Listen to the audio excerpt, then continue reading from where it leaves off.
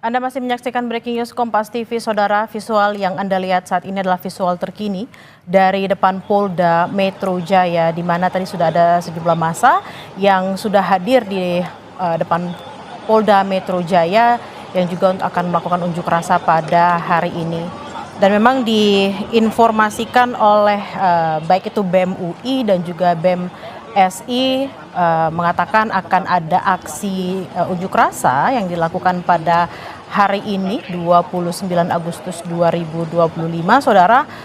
Masih ada kaitannya dengan demo yang dilakukan pada hari-hari sebelumnya. Ada sejumlah tuntutan yang ingin disampaikan oleh mahasiswa terutamanya terkait dengan situasi terkini yang ada pada hari ini.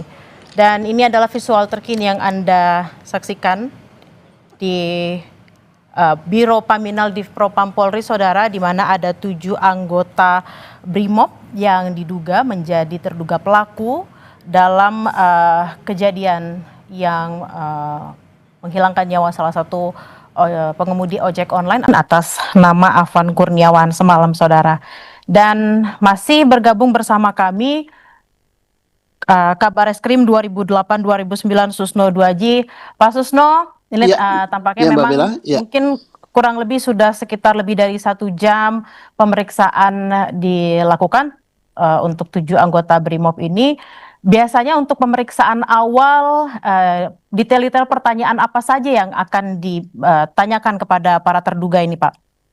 Ya, pertanyaan sebagaimana pemeriksa ya, basic daripada pertanyaan tentunya identitas daripada yang terperiksa, yang kedua kondisi kesehatan, yang ketiga kesediaan diperiksa, yang keempat terkait dengan pertanyaan-pertanyaan yang sudah disiapkan oleh pemeriksa yang menyangkut peristiwa yang ingin diungkap. Gitu. Peristiwa apa? Peristiwa meninggalnya seseorang driver ojek di lokasi unjuk rasa karena tertabrak oleh kendaraan rantis Polri. Nah, tentunya masing-masing 7 orang itu pertanyaannya akan berbeda sesuai dengan jabatan atau posisi masing-masing pada saat bertugas. Kepada penanggung jawab lapangan, tentunya apa yang saudara lakukan, apa yang saudara instruksikan, kemudian mengapa kendaraan itu bisa bergerak ke sana, siapa yang memerintahkan, dan seterusnya, baru dicocokkan kepada drivernya, siapa yang merintahkan Anda bergeser, kemudian mengapa Anda tidak melihat situasi sekeliling, apakah Anda sudah melihat misalnya bahwa di depan Anda ada kerumunan orang, ada orang banyak dan sebagainya. Ini untuk mengetahui tingkat pelanggaran daripada kode etik masing-masing. Mungkin kita juga harus, saya juga harus bertanya kepada Pak Susno. Mungkin Pak Susno juga sudah melihat kejadiannya yang semalam. Kalau kita lihat di kejadian tersebut, apakah memang di sana ada misalnya ada dugaan kesalahan arahan mungkin gitu, Pak? Mereka tidak memperlambat mobil atau seperti apa gitu, Pak? Saya hanya melihat gambar visual saja, itu tidak bisa dijadikan sebagai patokan ya. Bagaimana kecepatan daripada rantis tersebut, bagaimana kondisi di depan, kemudian mestinya rantis itu bergerak kan ada orang atau petugas yang mengawasi di depannya, bahwa yang memberikan di samping drivernya harus tahu persis bahwa di depannya ada apa gitu. Kalau misalnya ada orang atau ada kendaraan atau ada apa, dia harus berhenti, tidak boleh menabrak begitu saja. Karena yang dihadapi oleh rantis siapapun orang itu adalah warga negara Indonesia yang harus dilindungi, yang harus diamankan, tidak ada musuh di sini. Nah, jadi kita lihat nantinya siapa pengawas lapangannya, siapa yang mengamati. Memang kalau dikaitkan dengan kondisi kejiwaan daripada mereka ya, capek juga gitu dari pagi sampai malam sampai apa. Tapi itulah yang namanya bekerja di lapangan, dan itu risiko yang harus mereka hadapi, dan apapun yang terjadi tentunya dituntut suatu tanggung jawab. Gitu. Tadi Bapak mengatakan memang mungkin mereka bertugas dari pagi hingga malam, mungkin jelang dini hari. Apakah memang juga kondisi psikologis dari tujuh terduga pelaku ini memang mempengaruhi apa yang terjadi kejadian yang akhirnya merenggut nyawa Afan Kurniawan ini, Pak? Juga akan mempengaruhi ya, makanya nantinya akan diperiksa juga oleh Propam bagaimana kondisi saat Anda begitu dan sebagainya, dan juga akan ditanyakan juga kepada petugas komando lapangan, apakah pasukan Anda ada lintas ganti. Lintas ganti itu artinya melihat kondisi pasukan di lapangan setiap berapa jam dia berganti, apakah sejak pagi sampai malam pasukan itu tidak diganti gitu. Nah, itu akan menjadi pertanyaan. Nah, kalau begitu, misalnya, oh tidak diganti dari pagi sampai malam dan seterusnya, maka itu nantinya akan menjadi beban tanggung jawab daripada pimpinan lapangan, termasuk pimpinan di atas pimpinan lapangan, gitu. Karena Berarti kemampuan kondisi manusia itu ada batasnya. Berarti kondisi psikologis dan juga fisik kelelahan ketika melakukan pengamanan unjuk rasa ini juga menjadi salah satu poin yang akan dibahas dalam pemeriksaan para anggota Iya, BRIMOB ini, Bapak. iya. Dan menjadi itu, misalnya soal pergantian pasukan di lapangan dan sebagainya, itu bukan tanggung jawab daripada anak buah di lapangan, karena dia kan hanya diperintah. Itu tanggung jawab komandan atasan, siapa yang bertugas dan siapa yang memperkirakan. Karena apa? Pengamanan unjuk rasa untuk Jakarta itu bukan baru sekali ini, mereka sudah pengalaman semua.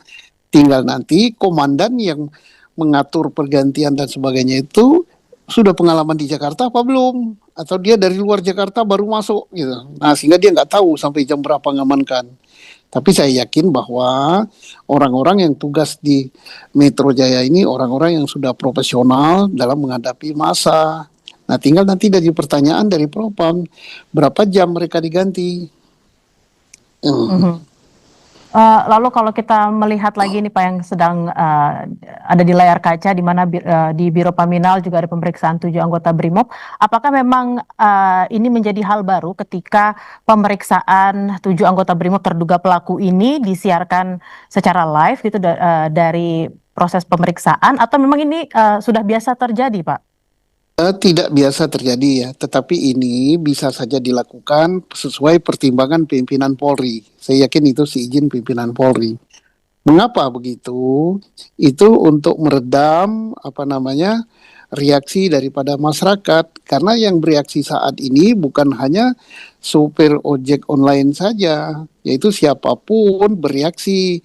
Nah, bereaksi terhadap terjadinya peristiwa meninggalnya driver ojek ini. Nah, mereka masyarakat ini kan menunggu.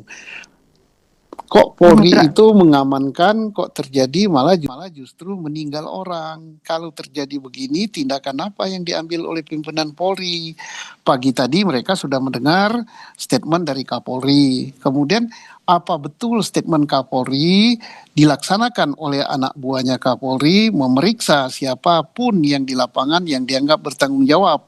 Ternyata betul gitu, sudah diperiksa.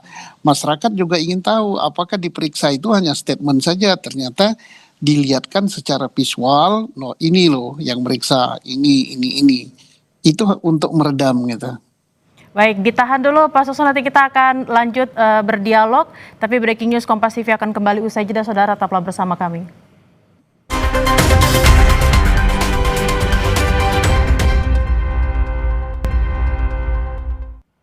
Anda masih menyaksikan Breaking News Kompas TV, saudara, dan masih bersama kami juga Kabar Reskrim 2008-2009 Susno Duaji. Pak Susno, tadi sebelum jeda kita sempat membahas ada hal baru yang kemudian dilakukan oleh kepolisian dalam rangka keterbukaan gitu ya, keterbukaan dan juga mungkin melaksanakan arahan dari Kapolri yang meminta agar pemeriksaannya juga dilakukan secara transparan agar semua orang bisa lihat. Nah, terkait dengan pemeriksaan di Divpropam saat ini yang dilakukan secara terbuka, mungkin memang kita tidak bisa mendengar audionya, tapi apa sih sebenarnya yang benar-benar ingin disampaikan saat ini ketika masyarakat bisa melihat secara langsung pemeriksaan yang sedang dilakukan di Divpropam Polri? Gua kesana Bang ya. Ini sebagai bentuk ya daripada bahwa Polri betul-betul mewujudkan janjinya ya. Janjinya itu janji siapa? Janji pimpinan tertinggi Polri, yaitu Kapolri. Tadi pagi ya kalau nggak salah kita akan memeriksa para pelakunya di lapangan, kemudian akan diberikan tindakan sesuai dengan tingkat kesalahannya dan pemeriksaannya akan dilakukan secara transparan gitu. Nah, ini transparannya betul telah dilakukan secara terbuka, orang bisa melihat visualnya ya. Visualnya oh ternyata perintah Kapolri dilaksanakan, betul-betul diadakan pemeriksaan, orangnya dinampakkan, pemeriksaannya dinampakkan, hanya audionya yang tidak didengar. Nah, timbul pertanyaan, mengapa audionya tidak disampaikan atau tidak disampaikan pada publik? Nah, itu kalau audionya disampaikan pada publik, nantinya akan mempersulit jalannya pemeriksaan sehingga tujuan tidak tercapai. Nah, itulah dan bisa juga nanti memancing reaksi yang bermacam-macam. Tapi publik harus tahu bahwa ternyata Polri betul-betul serius ingin melakukan pemeriksaan dengan sebaik-baiknya dan di samping itu juga menjadi contoh untuk anggota Polri di seluruh Indonesia. Anggota Polri itu lebih dari 400.000 ya dan tersebar di seluruh Nusantara. Mereka juga ini pelajaran yang terbaik untuk mereka bahwa kayak begini akibatnya kalau hal-hal seperti ini dilakukan sampai terjadi mencederai orang apalagi sampai menghilangkan nyawa gitu. Bertugas sudah capek, sudah apa-apa tapi tetap dituntut pertanggungjawaban. Artinya bahwa siapapun yang di lapangan harus sesuai dengan SOP, sesuai dengan kode etik gitu. Profesi tidak boleh melanggar di situ. Harus sesuai dengan SOP, harus sesuai dengan kode etik dan kita berharap juga selama pemeriksaan terkait dengan 7 anggota BRIMOB ini yang diduga menjadi pelakunya, masyarakat juga bisa terus melihat pemeriksaannya seperti apa agar seperti tadi yang dikatakan juga oleh Pak Susno, keterbukaan sesuai janji Kapolri itu bisa dilaksanakan dan masyarakat juga jadi semakin percaya kalau memang pemeriksaan ini dilakukan secara terang benderang dan se-clear mungkin agar semua kasusnya juga bisa selesai dengan cepat. Terima kasih atas obrolannya di sore hari ini, Susno Duaji, Kabarreskrim 2008-2009. Terima kasih Bapak. Terima kasih Mbak Bella, selamat sore, Selamat sore Bapak. Terima kasih. Dan saudara, breaking news Kompas TV akan kami lanjutkan usai jeda, tetaplah bersama kami.